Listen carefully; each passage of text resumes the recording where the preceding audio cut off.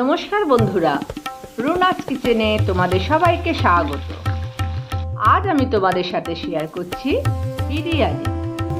বিরিয়ানি মানেই যে শুধু মাংস তা কিন্তু নয়। আজ তৈরি করছি সুগন্ধে ভরপুর ডিমের বিরিয়ানি। বাসমতি চাল, সুস্বাদু মশলা আর ডিম, আর তার সঙ্গে একটু আলু, সব মিলিয়ে দারুণ একটা কম্বিনেশন। অল্প সময়ে সহজ উপকরণে ঘরেই তৈরি হবে রেস্টুরেন্ট স্টাইলে ডিমের বিরিয়ানি। প্রথমে আমি ভাতটা করে নেব। চালটা আমি আধ ঘন্টা আগে ভিজিয়ে রেখেছি। এবার একটা ডেচকিতে চালের মাপের 3 ডবল জল আমি গরম করতে দিয়েছি। এর মধ্যে 3 চামচ সাদা তেল দিয়েছি আর 2 চামচ নুন, 4টে লবঙ্গ, 4টে ছোট এলাচ, 1 ইঞ্চি দালচিনি আর একটা স্টার অ্যানিস দিয়ে দিয়েছি। জলটা টকবক করে ফোটার কিছুক্ষণ পর আমি গোটা মশলাগুলো তুলে নিয়ে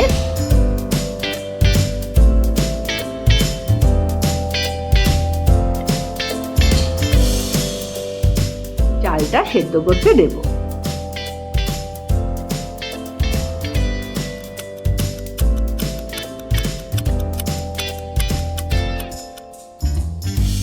চালটা 70% সেদ্ধ হয়ে গেলে আমি ভাতটা নামিয়ে রেখে দেব। এবার অন্য একটি প্যানে আমি একটু বেশি করে তেল নিয়ে পেঁয়াজটার বেরেস্তা করে নিচ্ছি।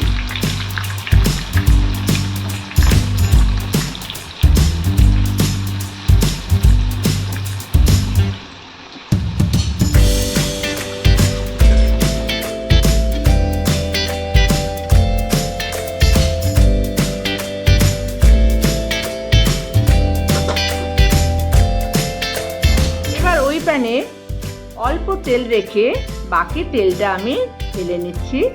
আর ওই প্যানে 1 চামচ সাজিরে, 4টে ছোট এলাচ, 4টে লবঙ্গ আর 1 ইঞ্চি দালচিনি মিশিয়ে দিয়েছি, ফোড়ন দিয়ে দিলাম।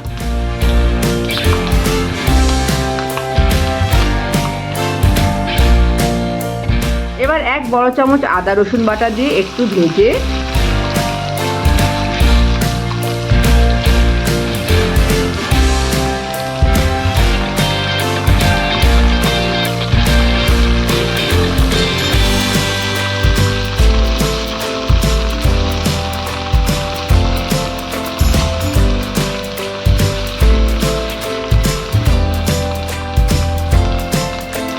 এর মধ্যে একটা টমেটো কুচি দিয়ে দেব।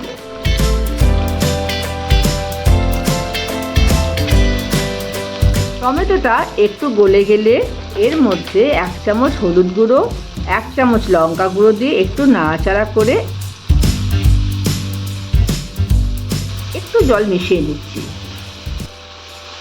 যাতে মশলাটা পুড়ে না যায়। এবার 1 চা চামচ ছোট এলাচ গুঁড়ো আর কিছুটা বেরেস্তা দিয়ে একটু মিশিয়ে নিয়ে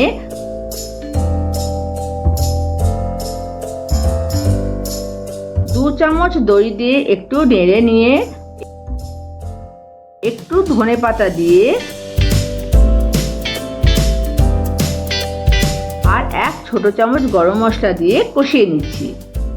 যখন মশলাটা থেকে তেল বেরিয়ে আসছে এই সময় আমি 1 চা চামচ কসুরি মেথি মিশিয়ে দিচ্ছি।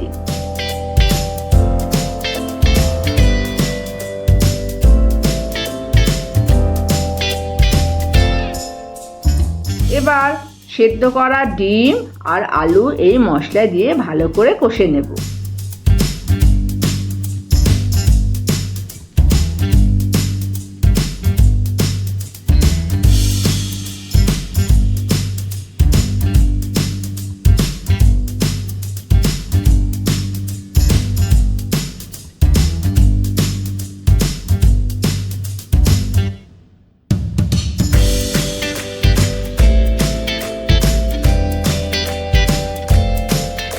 আর আমি 1/2 চামচ বিরিয়ানির মশলা মিশিয়ে দিলাম।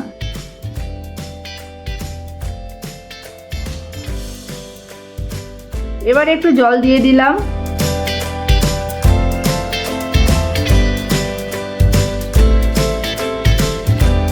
ফুটে উঠলে নুন দিয়ে দিলাম।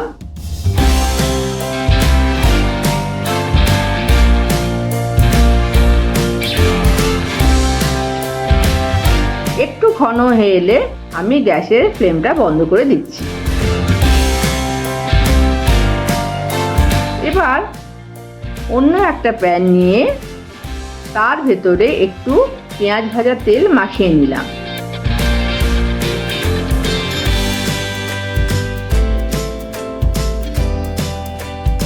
এবার এর ওপরে আমি কিছুটা ভাত সমান করে ছড়িয়ে দিলাম।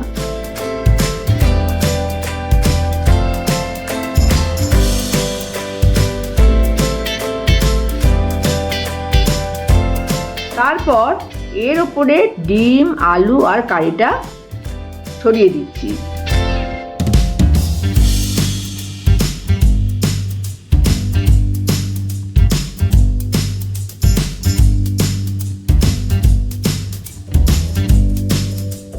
এবার তার উপরে বাকি ভাতটা দিয়ে আমি চাপা দিয়ে দিচ্ছি।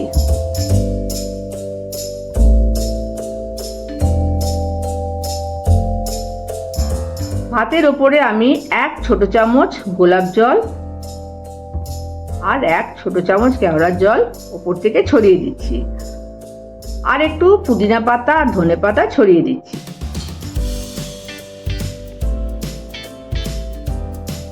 একটু গরম জল দিয়ে দিচ্ছি, কারণ চালটা 70% সেদ্ধ হয়েছে, আর একটু সেদ্ধ হবে। আমি যে জাফরানটা দুধে ভিজিয়ে রেখেছিলাম সেটা এবার আমি ছড়িয়ে দিচ্ছি, আর একটু ধনেপাতা ছড়িয়ে দিয়ে 2টো কাঁচা লঙ্কা দিয়ে সাজিয়ে দিলাম।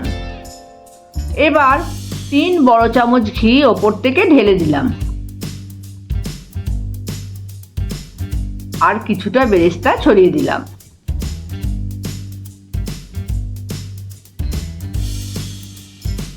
এবার আমি চাপা দিয়ে দিলাম এই প্যানের মুখটা, আর আটা দিয়ে ভালো করে সিল করে দিচ্ছি।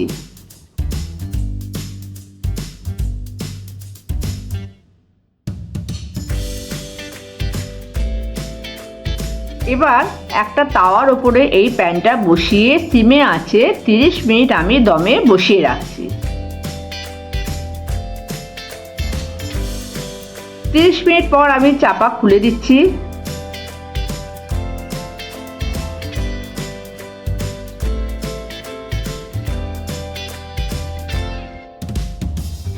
বাহ, দেখো কি অপূর্ব দেখতে হয়েছে, আর সুন্দর গন্ধ বেরোচ্ছে।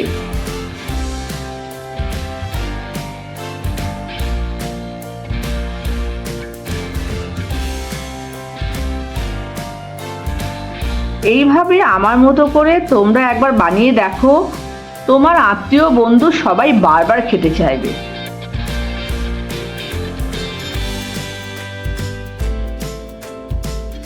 আর যদি তোমাদের এই ভিডিওটা ভালো লাগে তাহলে লাইক, শেয়ার আর সাবস্ক্রাইব করতে ভুলে যেও না।